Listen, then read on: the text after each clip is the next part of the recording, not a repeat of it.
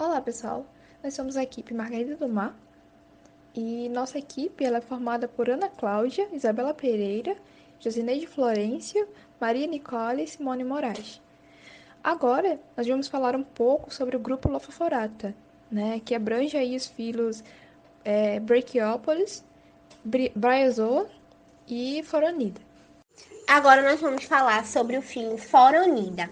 Nas figuras, nós temos alguns representantes do filo. Na letra D, nós temos um lofoforo de uma colônia chamada de Forones e Igimai, de um baixo intramarés da ilha de San Juan. Na letra E, nós temos um lofoforo de Forones, arquiteta de Panacea, da Flórida. Na letra F, nós temos um ofoforo de Forones pálida, do estado de Washington. E na letra G, nós temos um foronídeo Phoromopsis californica, que tem o seu lofoforo em espiral. Bom, como é a estrutura, corporal dos foronídeos, desse filo, os adultos, na sua maioria, eles vão medir entre 1 a 25 centímetros, com corpo vermiforme, eles apresentam essa estrutura vermiforme, mostra um pouco a especialização regional, com exceção dos lofoforados distintos e uma dilatação do bulbo terminal, onde vão abrigar o estômago e facilitar também a ancoragem dos animais em seus tubos, apresentando a boca em forma de fenda que está localizada entre as cristas lofoforadas, que dão também sustento aos tentáculos, que é coberta por uma aba conhecida como epistoma, a estrutura conhecida como epistoma. As cristas têm as superfícies laterais nitidamente espiraladas, margeando o ânus dorsal e os nefridioporos. No período da metamorfose, as extremidades verdadeiras anterior à boca e posterior ao ânus são acentuadas aproximadamente pelo crescimento rápido desses animais e também pela ampliação da superfície ventral. A superfície dorsal adulta se reduz a uma pequena área entre a boca e o ânus, como a gente observa aí na imagem, mostrando isso. E devido a essas alterações, nos referimos à extremidade do verme adulto, sendo o lofófora e gástrica. O filo Foronida ou foronídeo são um filo de animais betônicos filtradores que se alimentam de micro-organismos, de detritos. Eles possuem um sistema digestório completo, onde apresenta órgãos como a boca, como o esôfago, como o ânus. Inclusive, o ânus e a boca são órgãos muito próximos um do outro. Eles possuem um trato digestivo em formato de U, onde isso é muito vantajoso para a vida dentro do tubo, para a sobrevivência desses animais, porque eles possuindo esse trato digestivo em formato de U, isso vai impedir o acúmulo de fezes dentro do envoltório. E o ânus, que fica localizado próximo às correntes de água de rejeições, elas são produzidas pelos cílios do lofóforo, que esse lofóforo é um órgão muito importante presente na estrutura corporal desse animal. Então, esse órgão ele também tem uma importância, porque ele vai permitir também a coleta dessa alimentação. Também ele vai fazer parte da rejeição do alimento também que não foi totalmente consumido pelos animais. Olá, boa noite. Eu sou Nicole e eu vou falar sobre o sistema respiratório, no caso as trocas gasosas, dos filos Foronida, Bryozoa e Brachiopoda. Respiração do filo Foronida. No slide nós temos aí a foto do sistema circulatório dos animais que são foronídeos, Esses animais eles têm um sistema circulatório bem extenso, que é formado por 2 vasos principais, onde o sangue ele é trocado. tanto nas extremidades lofofora quanto nas extremidades gástricas do corpo. Esses vasos, eles têm vários nomes, e desses nomes dependem da posição que eles estão no corpo. O sistema circulatório é aberto nessa área, mas o fluxo sanguíneo ele vai ser limitado dentro de passagens que há no corpo do animal. Os tentáculos do lofoforo são as principais áreas de troca gasosa. O sangue oxigenado ele vai circular do lofoforo para dentro do vaso eferente e depois vai ser distribuído por todas as partes do tronco do animal. E nesse sangue tem corpúsculos vermelhos nucleados, como se fosse a hemoglobina, e tem um pigmento respiratório. Circulação dos foronídeos. Como é caracterizado esse sistema circulatório dos foronídeos? Então, é um sistema fechado, tá? Funcionando aí dentro dos vasos mediano e lateral, né? Ascendente ou descendente, não vai importar a expressão. O que importa é a gente entender que realmente isso significa. E é isso que a gente pode observar na imagem ao lado, né? Eles são opostos um do outro, então não vai importar como a gente chama esses vasos, né? Pois, como a Nicole falou anteriormente, existem vários nomes que a gente pode chamar eles, beleza? Então, se a gente entender que eles são opostos um do outro, a gente entende o sistema. E esses vasos longitudinais, né, estão compartimentados de metassoma, né, na parte interna do meio, sem vazão para cima ou para baixo. Então, nessa região aí mediana, né, ligados aos vasos contíguos do lofóforo, na parte anterior e se estendendo até a extremidade posterior do tronco, né, com o plexo sanguíneo, ou também chamado de plexo anal, que envolve o estômago. E o que a gente pode listar como principais características? Sistema fechado, né, via dupla, né, ascendente e descendente, como eu expliquei. O sangue contém células portadoras de hemoglobina, né? Ou seja, carrega aí o oxigênio, né? Muito importante na respiração. E o que é incrível, né, gente? De todos os lofoforados, eu acho que o foronídeo é um dos mais complexos em relação ao corpo tão simplificado deles. Então, para a gente compreender melhor como estão comportamentados esses vasos dentro do organismo, a gente trouxe essas duas imagens, né? Onde a primeira imagem à esquerda tem duas ilustrações, dois tipos de ilustrações, né?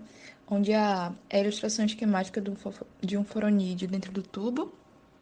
E a imagem B traz aí três secções mostrando a anatomia em diferentes regiões do corpo. E a gente pode observar que eles realmente estão aí, ó, opostos um ao outro. E o vaso sanguíneo descendente, ele tem a presença de capilares.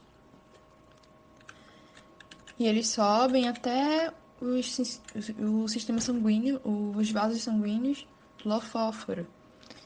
Outra coisa, eu trouxe aí essa imagem, a segunda, né, à direita, porque mostra um corte transversal, né? A gente tem uma visão melhor. Isso é uma ilustração, tá, gente? Mas a gente pode perceber que existe aí, ó, o estômago e o intestino entre os vasos. Então, é assim que eles se separam. Agora eu vou falar um pouco sobre o sistema excretor dos foronídeos. Os foronídeos têm um sistema excretor que consiste em um par de metanefrídeos que fica na porção anterior do tronco ou no metassomo. Cada um desse par de metanefrídeos que se localiza no tronco possui duas nefrostomas. Através deles ocorre a excreção e eles se abrem na metade. Em cada nefrídeo vai existir um nefrostoma grande e outro pequeno, que vai se reunir a um nefridioducto curvo que é elevado a um nefridioporo que fica situado perto do ânus. Acerca da fisiologia excretora dos foronídeos, pouco se sabe. São apontados pelos estudos que matérias cristalinas articuladas emergidas dos nefridióporos provavelmente representam escórias do metabolismo nitrogenados precipitados. Os nefrídeos também vão funcionar como saídas para liberar os gametas. Então, a reprodução dos foronídeos. Como vai ocorrer essa reprodução, tendo em vista que eles podem ser ou hermafroditas ou dioicos, né? Então, nos indivíduos dioicos, os óvulos e espermatozoides podem ser liberados através dos nefrídeos, né, na coluna d'água, e realizar dessa forma a fecundação externa. Em algumas espécies é observado também a fecundação interna, né? E nesses casos, os órgãos lofoforados masculinos vão produzir os espermatozoides para posteriormente ser aí transmitidos para as fêmeas, onde os órgãos lofoforados recebem o nome de glândula fundamental, né? E será nessa região onde teremos a incubação do óvulo, né? Do óvulo fecundado. Nas espécies hermafroditas, a gente vai observar a fecundação cruzada e em alguns foronídeos também pode apresentar uma reprodução aí assexuada por meio de fissão transversal, ok? E o que é que a gente pode listar de tipos de desenvolvimento desses organismos? Eles podem se desenvolver nas glândulas fundamentais e dentro do tubo parental, ok? Nesses tipos de desenvolvimento, os embriões ficam nesses locais e até eles se desenvolverem, em uma larva livre natante, chamada actinotroca. Agora nós vamos falar um pouco sobre o filo Briozoa. De A a C temos alguma diversidade de briozoários, que são representantes dos cinostomados.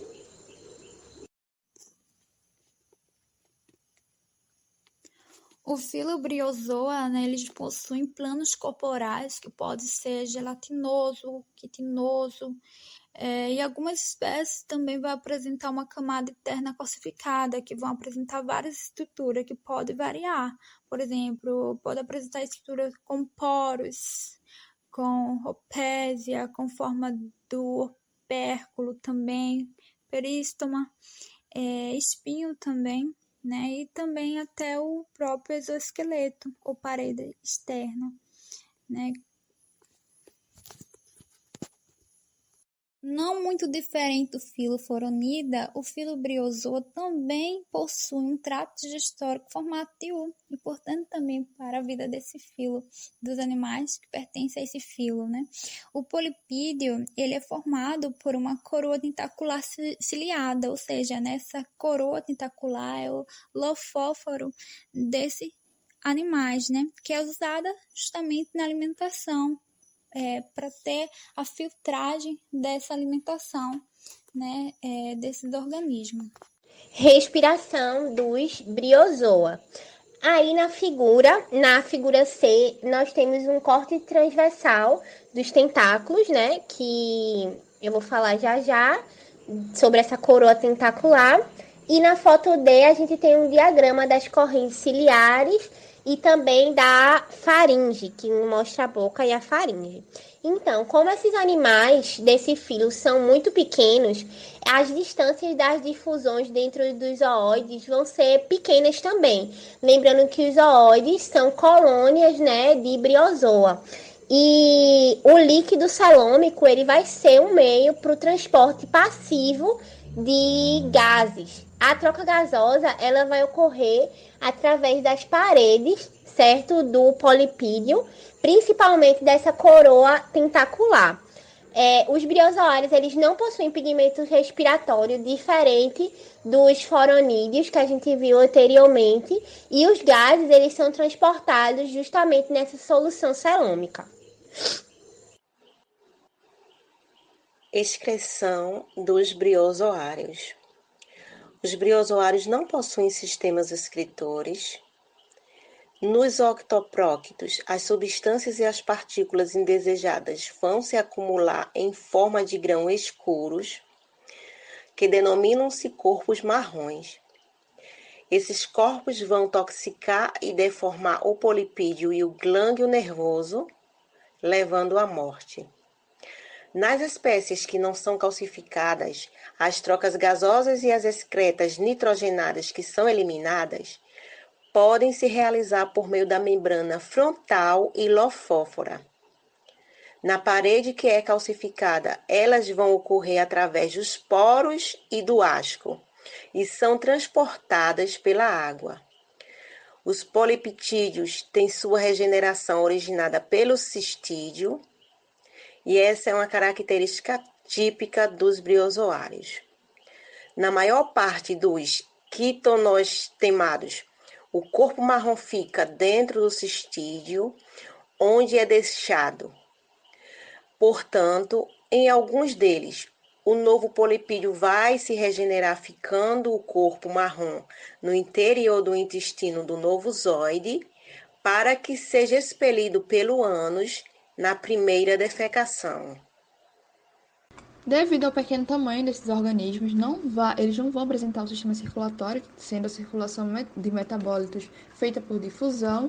O fluido celomático serve como meio de transporte passivo, sendo a circulação interzoidal, facilitada aí pelo celoma, né, confluente em flactolemados, pelos poros dos cistídeos nos estemolemados e pelos cordões funiculares da maioria dos gimnolemados. Reprodução dos briozoários, como pode ocorrer?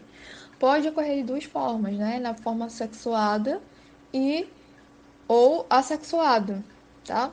Na forma sexuada, as colônias de briozoários, na maioria dos casos, apresentam indivíduos hermafroditas, né? Mas algumas espécies vão formar colônias com indivíduos machos e fêmeas separados, né? Dioicos.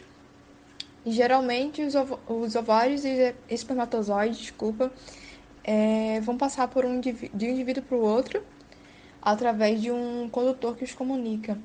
Algumas espécies liberam os ovócitos fecundados na água, mas a maioria incua os ovos.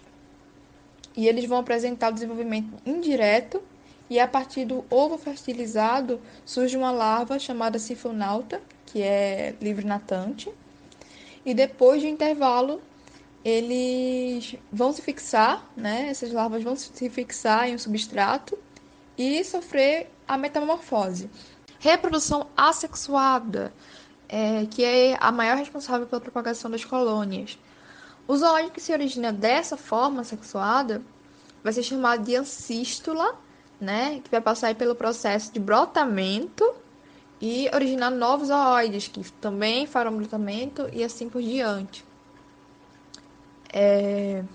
Já os briozoários de água doce, eles vão se reproduzir a partir da formação de estatoblastos, tá? Que são aí altamente resistentes às condições diversas do ambiente e são formados no funículo. E no seu interior, a gente vai ter a massa celular, que é revestida por células epidérmicas, e quando as condições ambientais forem favoráveis, a massa celular é liberada e forma um novo zoóide. Agora nós vamos falar sobre o filo Brachiopoda. Na figura A, temos a Magellana venosa, de 9 centímetros, a maior representante do filo. Na letra B, nós temos a imagem ampliada, né, dessa mesma da letra A, só que mostrando um lofoforo dentro da concha com os canais ramificados. Na letra C, temos o menor representante dos braquiópodas, medindo menos de 1 milímetro de comprimento, que é a Dynia capsular. E temos na letra D a Tessidelina meiri, mostrando com as conchas abertas. O filo Brachiopoda são animais betônicos, como conhecemos. Eles possuem conchas de orientação ventral dorsal. Essas conchas do filo Brachiopoda ela incluem um periostraco orgânico externo e uma camada estrutural interna, que ela é composta variavelmente de carbonato de cálcio, fosfato de cálcio, proteína, quitina e colágeno. Eles têm uma semelhança muito grande com o molusco, deve ser por isso que, né, eles chegaram a fazer parte da classe bivalva também, né? Então, as conchas dos braquiópodes, diferentes dos moluscos, né, elas são secretadas por um manto dividido em compartimento dorsal e ventral, né, formado por uma proliferação da parede corporal. Eles possuem uma pupilas, que tem como função indefinida ainda. Alguns estudiosos, né, alguns pesquisadores sugerem que pode servir, né, como área de armazenamento de alimento e também trocas gasosas, né. Eles possuem uma estrutura que se chama pedículo carnoso, né? Esse pedículo carnoso ele tem como função prender o animal ao substrato, muito importante também. E também, não menos importante, né, o lofóforo, né? Esses animais também eles possuem, né, o órgão lofóforo, que é muito importante para a sua sobrevivência.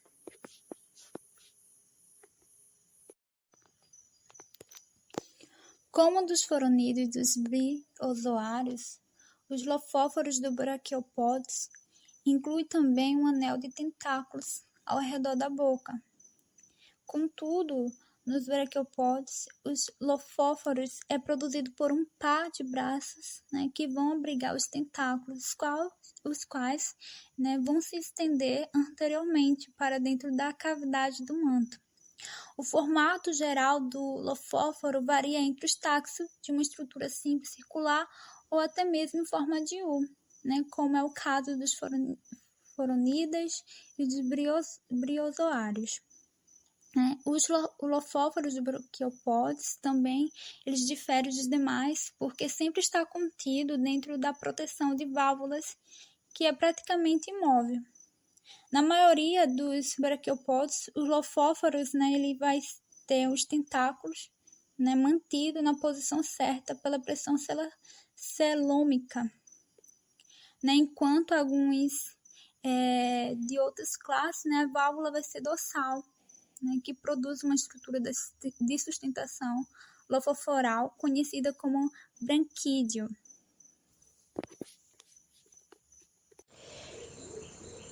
A respiração dos braquiopódas ocorre provavelmente através da superfície geral do corpo, mas especialmente nos tentáculos e nos mantos. Essas estruturas, elas não vão ser apenas superfícies amplas, mas elas vão ser também locais por onde a água passa, como a gente vê aí na figura. E essa água, quando ela vai passar por dentro desses cílios, dos tentáculos, ela vai ser colocada em contato direto com o líquido celômico e vai ser nesse líquido celômico, que não é considerado sangue, o meio de transporte do oxigênio. Essa configuração geral e também a presença de hemeritrina em alguns celomócitos, que são as células que têm no celoma, sugere novamente que o celoma é o meio de transporte do oxigênio. Sistema de excreção dos braquiópodes. Os braquiópodes possuem um sistema excretor que tem como função eliminar os resíduos decorrentes de reações químicas que ocorrem dentro das células, sendo esse um processo de metabolismo. Dessa forma, várias substâncias que não se aproveitam no organismo, as tóxicas principalmente, são excretadas do corpo. E, além disso, ele é o principal responsável que controla a composição química do ambiente interno. Os braquiópodes possuem um ou dois pares de metanefrídeos, no qual os nefrostomas se abrem para a metacele. Os nefridioductos saem através dos poros e vão desaguar na cavidade do manto.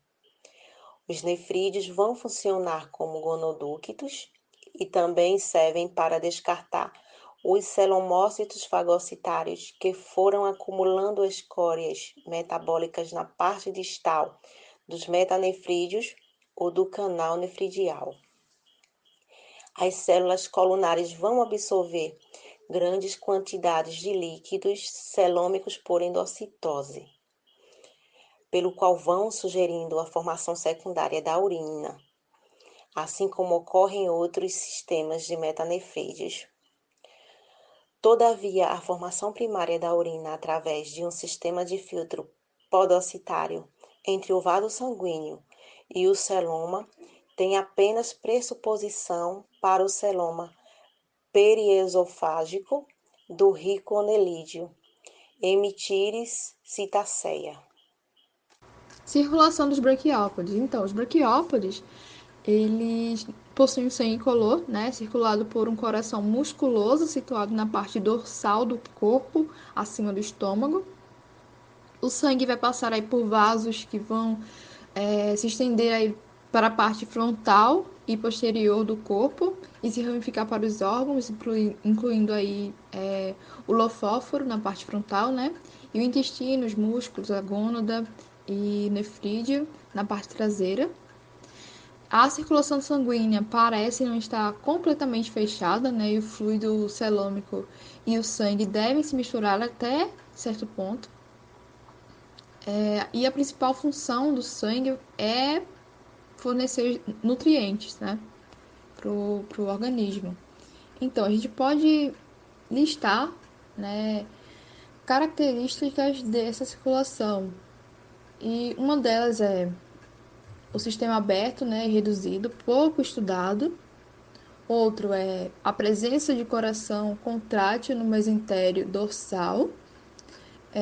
Os vasos sanguíneos, né, presentes, sem participação direta na respiração e com alta participação na alimentação e absorção dos nutrientes. E o seu padrão circulatório ele é pouco estudado, tá, gente? Por isso que não tem tanta informação, não tem imagens, né? Ele não conseguiu encontrar imagens porque realmente não é muito estudado o sistema circulatório desse animal. E a reprodução desses animais se dá, sendo a maioria das espécies dioicas, né? E os gametos vão ser liberados dentro da metacele e escapar pelos nefrídeos na grande maioria. Tanto os ovócitos quanto os espermatozoides são liberados no meio e realizam fecundação externa, mas alguns vão fazer a incubação do embrião até que ele chegue no estágio larval.